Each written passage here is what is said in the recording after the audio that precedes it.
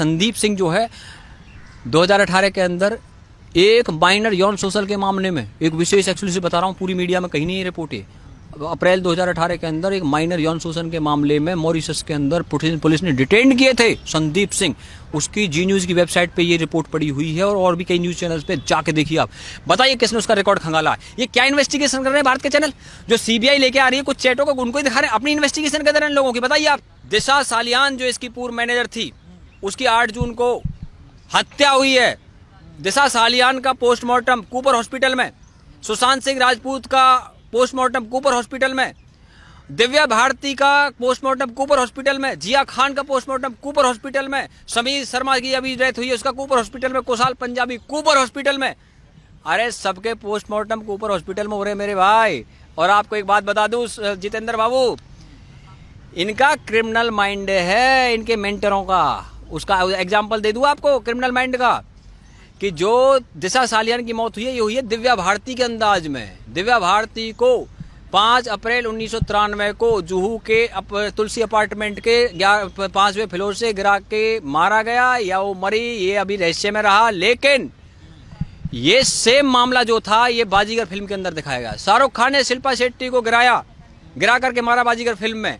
ये फिल्म जो रिलीज हुई थी 12 नवंबर 1993 को, और दिव्या भारती की डेथ हुई है 5 अप्रैल 1993 को, यानी उसी साल में ये फिल्म रिलीज हुई है बाजीगर। और इस फिल्म की स्क्रिप्ट किसने लिखी है पता आपको? रॉबिन भट्ट, जो कि महेश भट्ट के भाई हैं। और रॉबिन भट्ट जो है वो उसकी मदर थी, हिंदू माँ से है वो, और जो महेश भट्ट है वो मुसलमान माँ शिरीन मोहम्मद से है। इनके जो पिताजी थे नाना भाई भट्ट, उसकी 2 वाइफ थी, एक हिंदू वाइफ थी हेमलता, जिसके बेटे रॉबिन भट्ट जिसने बाजीगर फिल्म की स्क्रिप्ट लिखी, और दूसरे जो उसकी वाइफ थी नाना भाई भट्ट की, वो कौन थी? शिरीन मोहम्मद, जिसके बेटे महेश भट्ट हैं। और महेश भट्ट कश्मीरी पंडित है, नाना भाई भट्ट। उनको कश्मीरी पंडितों की आवाज उठानी चाहिए थी, लेकिन उन्होंने कश्मीरी पंडितों की आवाज नहीं उठाई। बॉलीवुड के अंदर ये कहते हैं ना भाई वहां पे इनका कहां से इनको माफिया बता रहे हो, मैं बताता हूँ माफिया को बता रहे, सबूत लो।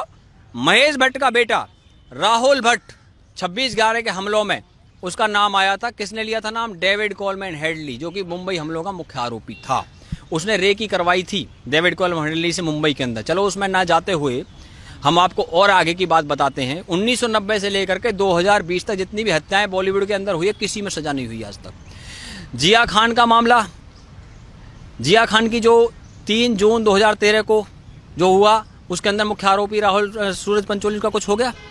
दिव्या भारती मुख्य आरोपी साजिद नाडियाडवाला पे आरोप लगता है उसका कुछ हुआ, 1998 में उसकी फाइल बंद कर दी गई। और मुझे आप बताइए गुलशन कुमार हत्याकांड, जिसका आरोप नदीम श्रवण जो संगीतकार है उसके नदीम पे जो यूके के अंदर रहता, बताइए वो यूके से यहाँ आ गया क्या? नहीं आया ना। लेकिन आए कौन है? ये जो लोग सोचते हैं मुंबई में बैठ करके हमारा कोई कुछ नहीं करेगा, अरे भैया अबू सलेम और मोनिका बेदी को पुर्तगाल से भारत लेके आ गए, और क्रिश्चियन मिशेल को दुबई से भारत लेकर के आ गए, एक्सट्रेडेट किया था। उसके अंदर Christian Michel Agusta Westland deal का मुख्य आरोपी था। और अगस्टा वेस्टलैंड डील वो डील है जिसके अंदर कोर्ट के ऑर्डर में लिखा है कि सिग्नोरा गांधी यानी कि Shrimati Gandhi, Sonia Gandhi is the main accused. Subramanian Swamy ने भारत की पार्लियामेंट में खड़े होकर के बोला था कि Sonia Gandhi is the main accuse in Agusta Westland deal. और उसी अगस्टा वेस्टलैंड डील के कोर्ट के ऑर्डर में भारत के 4 पत्रकारों के नाम थे, इटली के मिलान कोर्ट में थे। और वही पत्रकार अब कहाँ पे है वो दुनिया के अंदर? मुझे बताइए। जो फ्रेंडली मीडिया जैसे बोलते हैं, उन घोटाले में नाम है, उसकी फाइल खुलनी चाहिए। और आज आपको बता दूं, एक विशेष बात बताना चाहता हूं। वोरा कमेटी का नाम सुना आपने? 1993 के जो बम ब्लास्ट हुए थे उसके बाद में वोरा कमेटी बनी थी। उस वोरा कमेटी ने जो पॉलिटिक्स का अंडरवर्ल्ड के साथ घालमेल है बॉलीवुड वालों का, उसके लिए उन नामों की लिस्ट तय करी थी।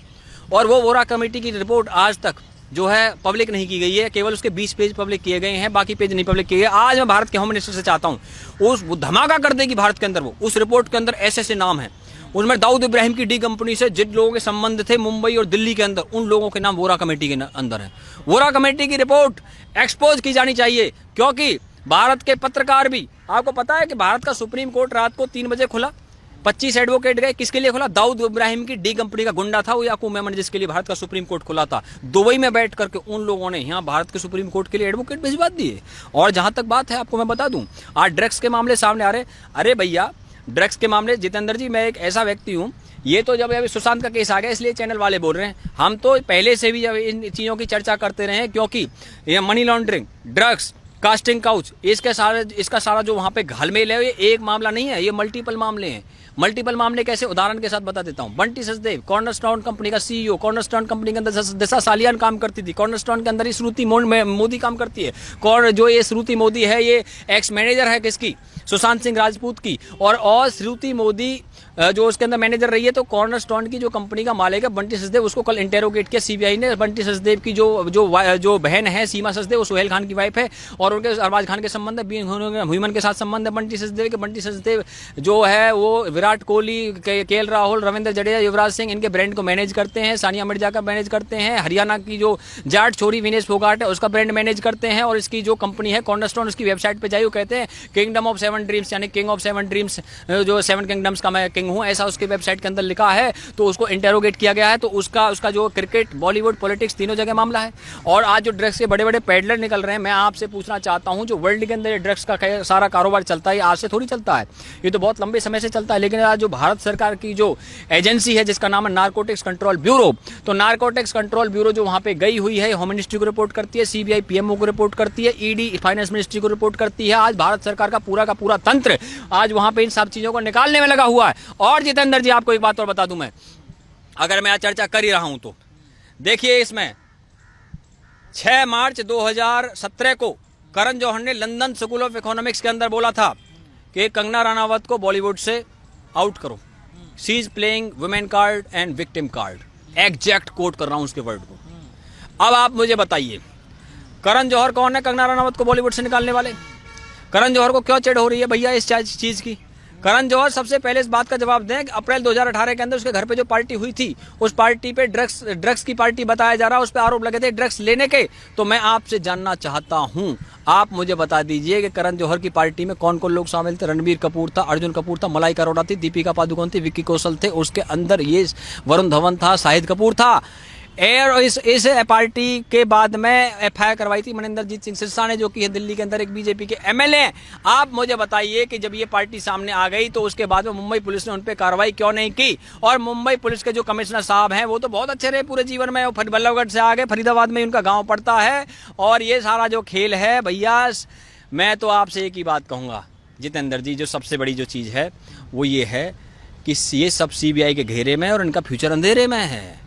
और जहाँ तक मैं आपको एक बात और बता दूं, गम की अंधेरी रात में दिल को ना बेकरार कर, और सुबह जरूर आएगी, सुबह का इंतजार कर, क्योंकि एक जो ताकत है, दिव्य ताकत, जो इन सब की जांच करा रही है। इसीलिए क्या कहते हैं कि जुल्म इंसान का जब हद से गुजर जाता है, वो किसी और ही सूरत में पास आता है, ना जाने किस रूप में वो हमसे मिला है यारो, जिसका कोई नहीं, उसका तो खुदा है यारो। बहुत से लोग कह रहे हैं कार्रवाई कब तक चलेगी, कब तक होगी। हम तो क्या है, वो फरिश्तों को आजमाता है, मिटाकर बनाता है, बनाकर फिर मिटाता है। आदमी टूट कर 100 बार जुड़ा है यारो, और जिसका कोई नहीं, उसका तो खुदा है यारो। और मेरे भाई, इसमें जो है, क्योंकि दिव्य प्रेरणा काम कर रही है, इस सिया से कभी हमने किनारा ना किया, मगर तेरी रहमत ने गवारा ना किया। और आपको बता दूं जितेंद्र जी एक बात, देखिए सबसे बड़ी चीज़ क्या है कि ये रिया चक्रवर्ती, ये संदीप सिंह और ये जो सारे लोग हैं, आपको पता संदीप सिंह जो है 2018 के अंदर एक माइनर यौन शोषण के मामले में, एक विशेष एक्सक्लूसिव बता रहा हूँ, पूरी मीडिया में कहीं नहीं रिपोर्ट है, अप्रैल 2018 के अंदर एक माइनर यौन शोषण के मामले में मॉरिशस के अंदर पुलिस ने डिटेन किए थे संदीप सिंह। उसकी जी न्यूज़ की वेबसाइट पे ये रिपोर्ट पड़ी हुई है, और भी कई न्यूज़ चैनल्स पे जाके देखिए आप। बताइए किसने उसका रिकॉर्ड खंगाला है? ये क्या इन्वेस्टिगेशन कर रहे हैं भारत के चैनल? जो सीबीआई लेके आ रही है कुछ चैटों को, उनको ही दिखा रहे हैं, अपनी इन्वेस्टिगेशन कर रहे हैं लोगों की। बताइए आप, हम ले लेकर के आ रहे हैं इन सब चीज़ों को। और दूसरी बात यह है कि जो इन लोगों ने आज ये केस आया है, तो क्या ये इस केस से पहले ये ड्रग्स के खेल नहीं चलते थे वहाँ पे? तो आज तक किसी चैनल ने क्यों नहीं दिखाया उनको? अब जब कोई केस हो जाता तभी दिखाएंगे ये। ना तूने सिग्नल देखा, ना मैंने सिग्नल देखा, एक्सीडेंट हो गया। जब कोई एक्सीडेंट होगा तभी बात होगी उस चीज़ की, कोई उसके बगैर भी बात हो जाएगी। अरे भैया जितेंद्र जी, ये जो सारे गेम चल रहे हैं ना वहाँ पे, देखो अंडरवर्ल्ड का बहुत बड़ा नेटवर्क बॉम्बे में काम करता है, और ये सारा जो नेटवर्क है अंडरवर्ल्ड का, वहाँ पे ये 1990 के समय में बहुत जोर था वहाँ पे, शिवसेना ने उसको कम किया था। और अंडरवर्ल्ड का जो नेटवर्क है वो दुबई से और कराची से संचालित है। इसको डी के गैंग बोलते हैं, दुबई कराची गैंग। और आपको मैं और बात बता दूं, एक बेंगलोर के अंदर नारकोटिक्स कंट्रोल ब्यूरो जो कि जांच करती है ड्रग्स के मामलों की, उसने वहाँ पे डी अनिका नाम की एक छोटी सी एक्ट्रेस को निकाला। आप कहोगे इसका नाम क्यों ले रहे हो? उसका कारण बता देता हूं। उसकी चैट में साउथ के top 10 superstar, top 10 star, top 10 south के, उसमें ड्रग चैट में नाम है उनके। इसका मतलब साउथ की भी पूरी इंडस्ट्री ड्रग्स में डूबी हुई है। बताइए आप मुझे। और वो ड्रग्स बेंगलोर में कहां से आया था? ब्रुसेल्स, जो कि बेल्जियम की राजधानी है। और वहां पर एक बहुत बड़ा इवेंट फेस्टिवल होता है जिसमें पूरे यूरोप के लोग आते हैं। उसके अंदर ड्रग्स का बहुत बड़ी पार्टी उसमें आयोजित होती है। उसका टुमारोलैंड नाम का वो फेस्टिवल है। टुमारोलैंड फेस्टिवल से वो ड्रग्स बॉम्बे के अंदर आया। कौन सा था? उसमें मैथालीन, कोकेन, मरिजुआना, एमडीएमए, पीसीबी ड्रग्सों के नाम बता रहा हूं। ये थे वहां पर। और आर रविंद्रन डी कनिका को वहां पे उन्होंने डिटेन किया, अरेस्ट किया। अब आपसे मैं पूछता हूं कि इन सब के तार जो हैं, मैं आपसे पूछता हूं सिर्फ सुशांत केस के अंदर, जितेंद्र जी आप बताइए, सुशांत केस के अंदर जो 5-6 लोग हैं, केवल उन पे ही सजा होनी चाहिए या जो पूरा का पूरा जो ड्रग्स का धंधा चलता है इस पीढ़ियों को बचाने के लिए काम चलना चाहिए? मैं आपसे पूछता हूं। मैं भारत की जनता से भी जानना चाहता हूं। आपको सिर्फ जो है सुशांत के मामले में तो उनको तो सजा होगी ही होगी, कोई रोक नहीं सकता। लेकिन क्या सिर्फ उनको, आपको सिर्फ उन पे ही कार्रवाई चाहिए या जो पीछे सारा जो ड्रग्स की दुनिया है इसको खत्म करना चाहिए? बताइए आप मुझे। अरे भैया मेरे का हिंदुस्तान में कहावत है जमीनी स्तर की कि उंगली पकड़ते हैं ना जो लोग, वो पूरा हाथ भी पकड़ लेते हैं। तो उंगली पकड़ के हाथ पकड़ने का खेल चल रहा है। और इस सारे खेल के अंदर इतनी सारी मछलियां हैं। बड़ी मछलियों को पकड़िए आप। हिंदुस्तान में कहावत है चोर को मत पकड़ो, चोर की माँ को पकड़ो।